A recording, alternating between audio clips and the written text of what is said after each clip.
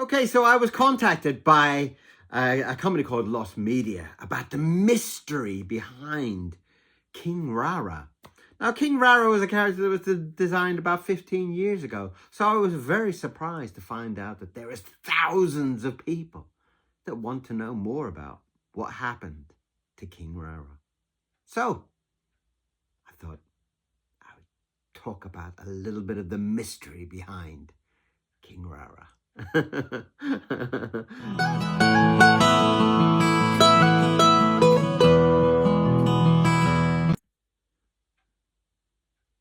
My name is Kieron Seamons, and I am the creator, the designer, and the voice behind King Rara. Now, I set up an animation studio. I'd worked in animation for about 30 years. I had done a lot of TV shows that a lot of people might know. I worked on things like Lilo and Stitch and Roger Rabbit and Dennis and Menace and the Moomins and all those fantastic shows. And it got to a part where I decided to set up my own animation studio, and that animation studio was called Sandman Animation Studio. Now, the name for the studio came from my first ever animated film. And I did all the animation myself. I did all the drawings myself. I did everything myself in this kind of dream world that I was in at the time. And it was basically from the song by Andy Irvine called King Boar and the Sandman. So that was my first ever film. So when I decided to kind of make a studio and put a studio together, I had to come up with a name. And the only thing that I could think of that had any kind of connection to me, except for my name in big kind of sparkly letters, was Sandman. So from my first film. So Sandman became the name of the company, which we did a lot of commissioned work. We did a lot of shows from different countries. As I said, like Lilo and Stitch, the Moomins, Dennis and Menace, the Cramp Twins. There's thousands of shows that we did, and we did so when we were doing these commissioning works from the profits, my dream was to not have a pink Mercedes or something, it's like, or some kind of dream spending spree. My dream was to build an animation studio that could work on commission work, make some money, and make their own shows with the profits from that money. And that's the basic structure of Sandman. And that's basically how the whole kind of company developed. And everybody was very kind of dreamy about it and very kind of wonderful. Everybody was wonderful at the beginning. It was like, and so it kind of got to this part where would we get all the stories? Where would we get all the characters? Where would we get all the animation? Where would we, and it kind of turned around that we couldn't really afford to pay for great writers and great designers. And I thought, well, I've worked in animation for like 30 years. So I thought, well, I could write a story. I could design some characters. And so that's what I did. And our first show that I designed and written, designed, storyboarded was called My Pet. My Pet was about this little girl, and she dreamed of all these wonderful animals. But obviously, as she dreams, there's a twist to the tale at the end. And that basically came from one morning talking with my daughter, and we were kind of saying, you can be anything you want when you grow up. And my daughter turned around very thoughtful and said, I want to be a crocodile. And that wasn't really what parents were kind of expecting. So it kind of got to this thing of me thinking about like how children look at animals and what they think these animals are, like a bear is like a teddy bear, right? It's all cuddly and soft. And so the idea at the beginning, the original honest idea was that I would do 2 or 3 stories, and all this work would come onto the company and would kind of keep us going. And we could kind of do it in a slower pace, do it whenever but it just kind of got to the part where we had to feed, I think we had like 250 people or something. So we had to feed these people work. So the kind of pressure fell on me. And I kind of was writing and storyboarding and designing and doing all the layouts, doing all the character designs for each episode. And it became this monstrous kind of undertaking, to come up with, 100 episodes of a cartoon show just with one person, basically, was a lot of work. And slowly we built up the team over time, but at the beginning, it was all basically me. And so my pet went on to be about 100 episodes, 104 episodes. And so it came down to the idea that we would have to do a next episode. What will the next show? We can't do my pet for the rest of our lives. And so I had to think about what would be a story that I could write. And King Rara was the idea. And the idea basically was built around the feeling, as I worked from my daughter for the first series, I worked on myself for the second series. Now, King Rara was basically built on this king, but he didn't want to be a king. He wanted to be a carrot gardener. He just wanted to plant carrots all day long. And so he was kind of like this vegetarian lion who wanted to be a gardener. And suddenly he was handed the crown, as in his generation of, being the lion. And, his father before his father and his father and his father had all been kings of the forest, kings of the jungle. And the crown had come down to him. So he had to be a king of the forest. And he wasn't really prepared to be a king of the forest. He still wanted to be a gardener. But he began to find out that actually he could kind of come up with these wishes, and he could kind of say, well, I would love to go to the moon. And then he found that all the jungle animals would have to come together and say, oh my God, how are we going to get the king to the moon? And that is the basic premise of it. That's basically how King Rara was accepted. That's created. It was a basic concept of a king has a wish, and from that wish, all the animals have to make that wish come to life. And it was just magical.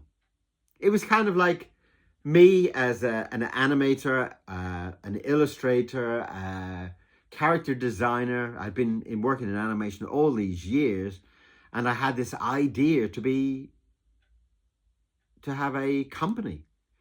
But I didn't really expect that if I set up a company, somebody has to be the boss. And I became the boss of Sandman. And I hadn't really, my thinking process hadn't really gone that far. So all of a sudden it was like, well, there's an animation festival and Sandman need to be there. And I was like, yes, Sandman need to be there. Sandman need to be there and say, we're the best. And they'd be like, great, we've booked you a ticket. Me? Why me? Well, you can go along as the big foreigner boss, and you can talk to everybody. And Oh my God. So that's the comparison of me and King Rara. Me being the boss, King Rara being the king of the jungle. And that's became 105 episodes. So it was this beautiful character. The first kind of episode is very slapstick, and I couldn't really get it to click. But then the second episode became a little bit better, and the third was better. And very soon I had a format of the king and his wish and the animals and what each animal's characteristics were, and it became a really fantastic thing, and I loved it. I loved the whole King Rara adventure. I loved the whole King Rara concept, and it became very, very important in my life. So that's a little bit about King Rara. The production of the studio was done in Sandman Studios. It was all done there, and I think at the time we had a director, because obviously it was a Chinese company, and when we were dealing with the government and we would put our shows forward, it needed a Chinese director. Now they put a Chinese director's name on it, basically just for approval more than anything. But the director of King Rara was me, and the writer for King Rara was me. And but they couldn't just put Kieron. So they had to put some of the studio people in. But really, I think King Rara was a very, very, very small group of people that put that show together, amazingly enough.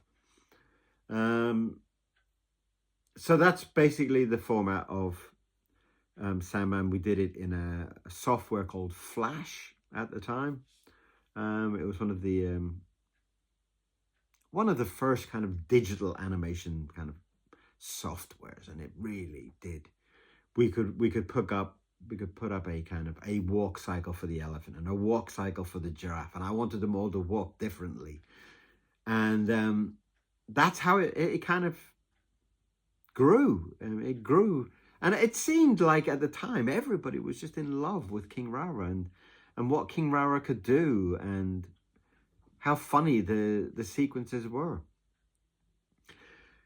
Also, we did King Rara's narrator. There's a narrator for the series. In the English one, it's an actor called Mark Neely. And Mark Neely is quite well known. You can search him on YouTube or something and go and say, "Hello, are you King Rara?" Probably freak him out after about 15 years. "Hey, Mark Neely,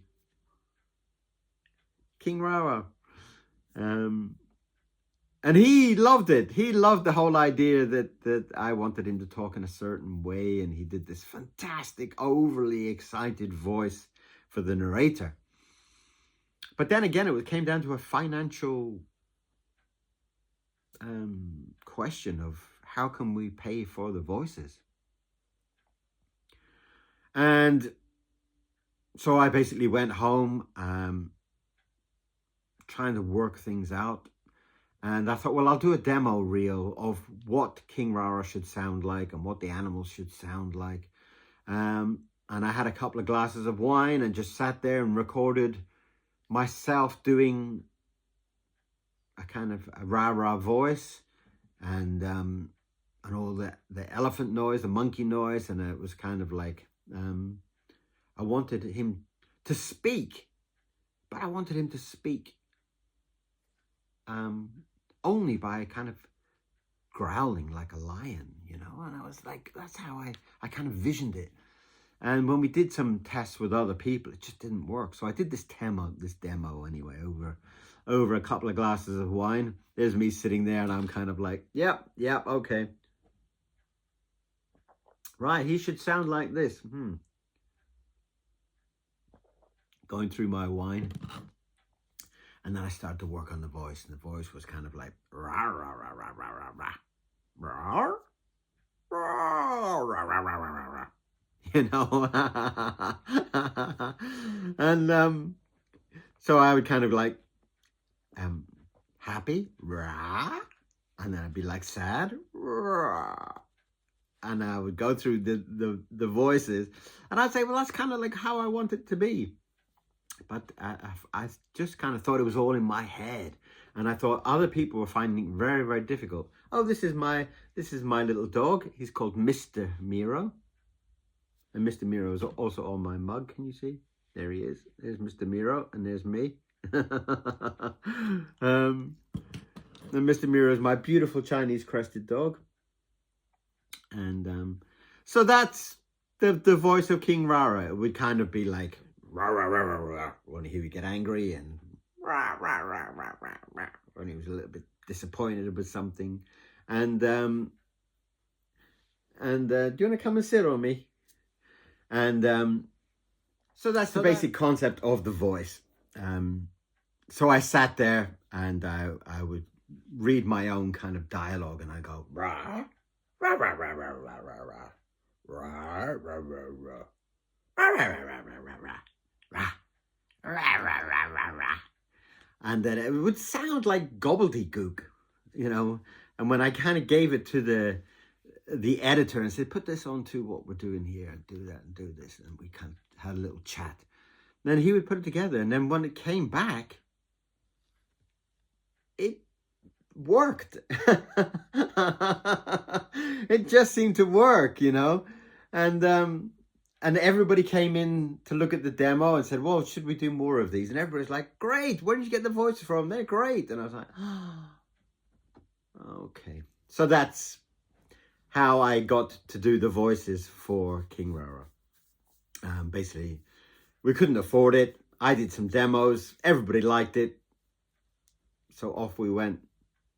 So my main kind of team at the time, I had a couple of people helping me doing the storyboards. Once we'd kind of got the production going, and we kind of did a little bit of an advert to get some more people on for the team. And I found this amazing guy to kind of help me along with the production. It was very difficult because sometimes you're talking about a humor in a foreign language, and a lot of people from a different language won't really get the concept of the language, the humor of the language. Like when I was working in China, I would be seeing people watching things on TV, and they'd be crazy laughing, and they would kind of, I couldn't get the humor. So I would kind of be saying, what's so funny? And they'd say, well, that man just fell over, or because he had a thing in his toe. And I'd be like, oh. And they'd be laughing like crazy. And it's just, so it was very difficult to find people that would kind of get the humor when you're doing storyboards and stories and stuff like that. So we were doing all these kind of adverts for experienced people to come and do some tests to work with me and build a team. And we'd gone through these, we'd done so many interviews, and my wonderful, wonderful translator at the time called Chi Chi, she was just like super clever, and she basically was very dual mind. You know, she could click over into the kind of Western humor, and she could click over into the Chinese humor. So she was wonderful to work with. And so I would kind of be giving a story, you know, and she would translate, and she'd come in, she'd be kind of laughing and saying, oh, so funny, the story about what. And that is a real delight, you know, to work with somebody who has a dual mind. And she was absolutely fantastic. She was absolutely fantastic. And so on these kind of interviews, we kind of got to the end of the day. Everybody was tired. We got to the end of the day, and Chi Chi had come in, and she said, look, there's one more interview. And I said, I've done all the interviews. They're all done. And she said, no, there's one more guy. He's not on the list, but he's just turned up. Okay, well, what's his name? And she just, my ear was already tired, you know. And she said, it's the fun guy. What? It's the fun guy. Fun guy? Somebody would turn up for an interview and call themselves a fun guy? I mean, she said, no, Fun Kai is his name. I was like, oh, sounds like fun guy. I said, bring him in. I've got to see this guy. And in walks this tiny little skinny man. And he could speak a little bit of English. And it was just like, I don't know. When you meet people, there's a certain something in the air, you know. And I thought, there's something about this guy I really like. So I gave him a little test about write a little story, very short little kind of basic story, and draw, I think it was one of the characters, draw the main character. So we could see his story concept and his design concept. And that basically is where he came in with this idea of one of the sword in the stone type of thing, you know, and the king and all this, and he was talking of it, and he had drawn these things, and I was just like, yes, there's something about this guy I like. I love how excited he is. And so we brought him in, and very quickly he became known as, apparently fun means square, so we called him Mr. Square, and everybody was calling him Mr. Square, and he became basically my second hand. He became such an important person. He became the only person that I could trust, and I can say, I need this design for this, or I need this little storyboard thing redone. Can you do it? And he would, no problem. He was absolutely fantastic. And one of the big sad things about losing the company was losing him, because we worked so well together.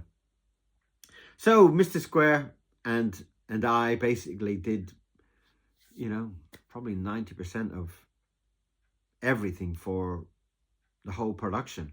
Mr. Square would, you know, I would be doing a lot of the designs, and then it got to a part where I could kind of give him designs to do and things like that, which was really fantastic. So my very team, we got in a few storyboard people, and Mr. Square looked after the storyboard people. And there was a girl there called Candy. She was very good as well. She kind of had this very, very childish side to her, which I really enjoyed. And she would come in. And I remember one time I had this story with King Rara and his black teeth. Basically all the animals are playing jokes on the other animals, and they're kind of like giving them these black sweets, and they think, oh, these are lovely sweets. But then it turns all their teeth black, and they would all laugh at these people, the other animals having these black teeth. And then the king turns up, and he's kind of like, hey, what's everybody laughing at? And they didn't really want to tell him about because they know how kind of silly-headed he is. And they didn't really want to tell him about the thing. So they tell him about, oh, it's these, just something funny. And they said, what are you eating? And he takes these sweets and he eats it. And the king has black teeth.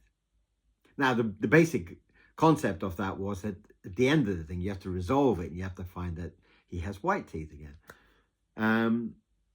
And I remember Candy kind of standing there with some of these storyboard things that I was teaching her to do, and then I was a little bit kind of pensive about, you know, what I can do.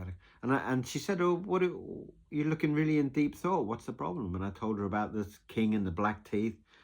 And she said, well, of course. They give him white chocolate, and then white chocolate makes his teeth. And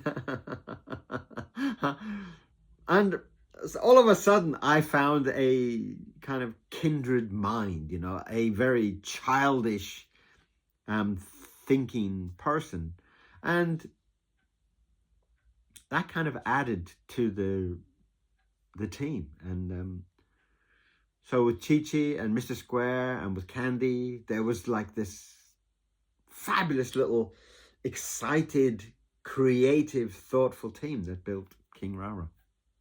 So there was never a Chinese director, although it's probably on the paper somewhere. If there was ever a director for it, it would be either me or Mr. Square, you know. So that was the basic team.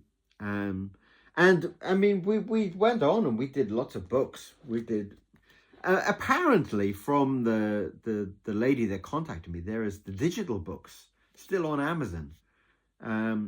Still on Apple. We did Apple books and they were animated. So there was all these books of animated. So every time he would kind of like maybe squeeze the banana or something, wah, wah, wah, or his brain would appear and go cling. Or when he's walking, it would be like squick, squick, squick, squick, squick. So there's all these kind of animated sounds and stuff that we built into these animated books that were on Apple. That are there somewhere. I haven't seen them in probably 15 years, but we did a lot of the books, and the books were only done in English. And this is where the beauty of it came. Is King Rara. And I'll just flick through some pages. There he is, look. That's him kind of going rah, rah, rah, rah, rah, rah, rah, rah.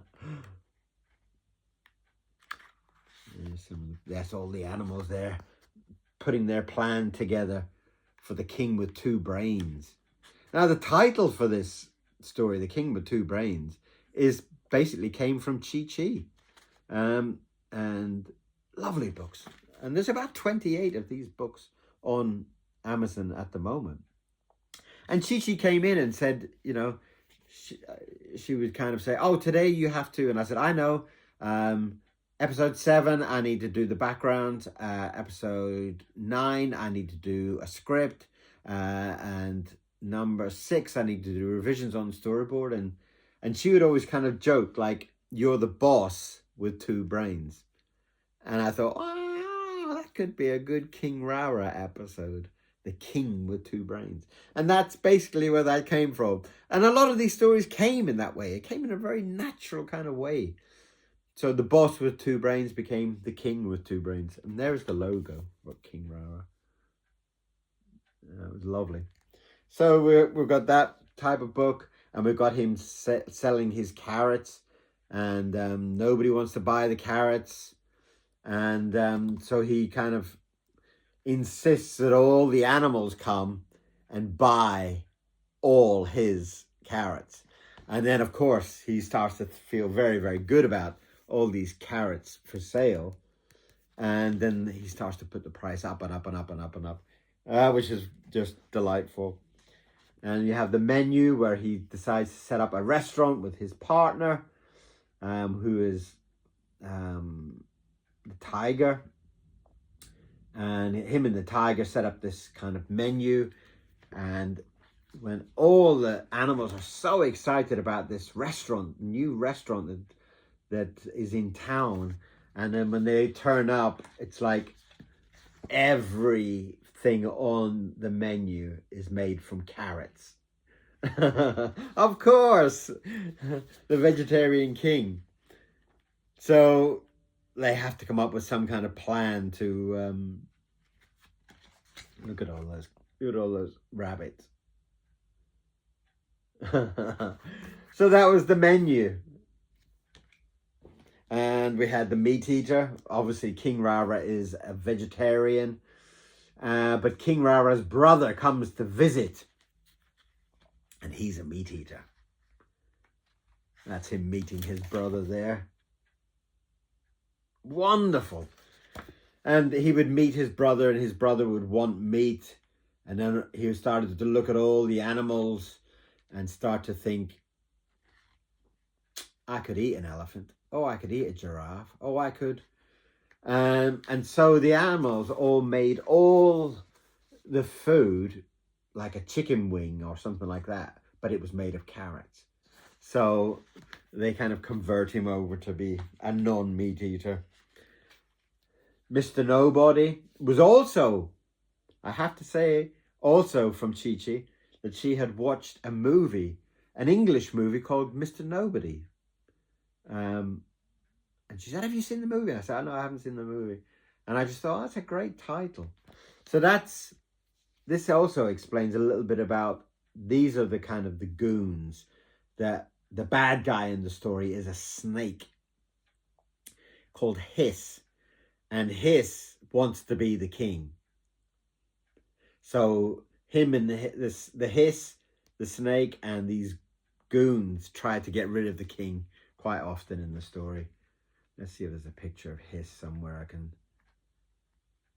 can show you. Yeah, I love the kind of childishness of these stories, because you've got like a whole group of animals all kind of sitting in a car and things like that, you know. Oh, don't know where it's gone now. Let's see if I can find Hiss the snake.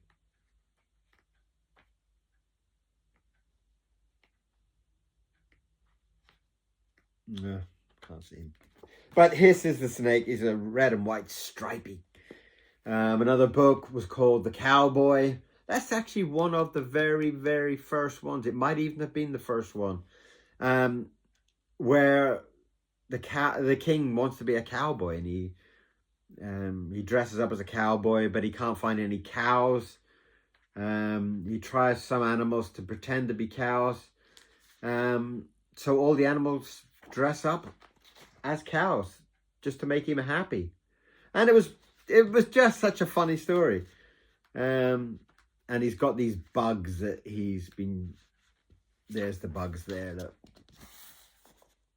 The bugs are always eating his carrots, which is the bane of his life, you know. He's like, fantastic. And that's all the animals. Look, it's all dressed up in black and white cows for the king. Lovely, absolutely lovely. That was the cowboy. Princess Carrot, obviously she comes to visit, and she's allergic to carrots. And the king has obviously made a bed out of carrots, and it's just another very colorful, very fabulous story about Princess Carrot who comes to visit. Let's race through a few of these. The King of Space, that's where the king wants to go to the moon, and all the animals have to come up with some kind of idea of how to get to the moon. And they build this kind of platform, and they put a big helmet on the king so that he can only see what they show him, and they put lots of things in front of his eyes to make him feel like he's in the moon. And that was the King of Space, an absolute delightful story. The Black Jaguar is where he gets covered with ink from a squid, and there's a black jaguar that's going through the forest, and it's eating all the animals, and everybody's really panicking. And obviously the king is out fishing and catches a squid, gets covered in black, and then gets beaten over the head for the rest of the book. So that's kind of like the Black Jaguar. It's lovely, very, very funny. Let's see, show you a couple of pages of it. There's the real Black Jaguar there. That's what the real Black Jaguar is. And obviously they obviously feel bad that they've just beaten the king who's covered in black, and then they see this Black Jaguar and they have to be very nice to him. Very strange. But and the lottery, the king wins the lottery and he has all this money, and he doesn't know quite what to do with it. But there's so many people that have got great ideas of what they can use his money for, and that was the lottery. After King Rara, we did the panda, we did Little China, another story that was a very, very, very, very, very beautiful show that kind of never came to a point, never came to an end. Sadly, we did quite a lot of episodes and problems happened. Right, let's talk about some of the problems. Okay, so when things started to go wrong in the company is basically where this kind of dream idea. Let me take a mouthful of coffee.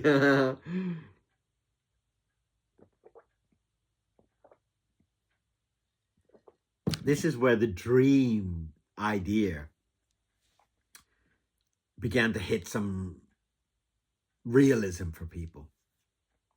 When you have a partner and you're making lots of money and then using all that money for productions like King Rara, you end up with no money. Now, since it's a cycle, it's basically recycling money. Money comes in, we use it to make a show. Money comes in, we use it to make a show. And that worked beautifully. Except when you have a partner that says, but where's my money? And it's not pointing a finger, it's real life. In any company, if you have a partner, the partner will at some point say, yes, it's a beautiful company, yes, blah, blah, blah, but where's my money? And that's basically where the company began to kind of struggle. And it got to a point where my partner left. He wasn't getting the big dream money that he was expecting, and he left, and the company struggled to kind of, I don't know, it just began to fall apart. We kind of kept it alive for a little bit longer, but inevitably it fell apart and the company closed. So the basic ending for King Rara was it was all put in a box. We split the company basically, as in all the commissioned work that we had rights to went to my partner, so he could basically go forward and put those shows on TV and make some money. For me, I wasn't interested in money. Never have been. So I took my shows, my personal shows, the shows that I wrote, directed, storyboarded, designed, did the voices for. It was kind of like they're not worth anything to anybody except for me. For me, they're everything. So we split it as commissioned work, and he would go and make his money, and I would have my little dream. And that's where King Rara kind of went on hold for a few years. And then obviously when I moved back to England, I had some health issues. I came back to England. King Rara got trapped in China, and it took many years to get all of my boxes of shows and everything back, which I now have. I now have 104 episodes of King Rara. There's about 28 books on Amazon. There's also notebooks with a lovely King Rara cover, and so King Rara still has a future. Still, King Rara has something that I want to do with it. I would love for those 104 episodes to go up so that everybody can watch them. I would be delighted to see this excitement for a show that was 15 years ago slot into every country, because there really isn't. I mean, the only thing that needs to translate is the kind of narrator which we did an English version. We did a Chinese version. Mark Neely was the English version, and I can't remember the Chinese. But the same with the voices for the animals. It's all me, even in the Chinese, because it's all kind of noises. So that's where King Rara is. That was the reason that King Rara kind of went on hold. But it's a fantastic show. It's a show that I hold very, very, very close to my heart. With all of the books and stuff like that. I love them. I love everything about this character, and I love the humor in it. I love how silly the stories are, and I love how colorful everything is. Look, there he is here with all the money floating down from him, which is his future. There you go. That's the future of King Rara. Not that I want money, but I do want people to see it. I want people to be able to look at a cartoon show that is just fun. It's just simple, sweet, innocent fun. There's no politics in it. There's no religion in it. There's no nastiness in it at all. The most nasty thing is this snake called Hiss that comes in and says, I need to do some black magic on him. And he comes up with this kind of like spell that changes into an apple, into a spell that will change him into a giraffe or something, you know. It's just silliness. And that's the beauty of it. And obviously with the voices, all the animals are talking. So I'm hoping that the whole world could watch it. Every child in the world could watch it and get a very, very clear understanding of what happens. So that is all the inside to King Rara. And I hope that gives some kind of insight into the real background of King Rara. And if there's any more questions, please fire them ahead. King Rara has about 104 episodes, and it will be put onto YouTube or wherever it ends up. But in the next year or so, there will be 104 episodes for everybody to watch. But show me the interest by going and buying a book or 2 books or whatever. There's so many books. Show me the interest, you know. I can hear a lot of people talking about how much they love it. But on Amazon, go and buy some of the books. I think there's about 28 or 30 books, something like that.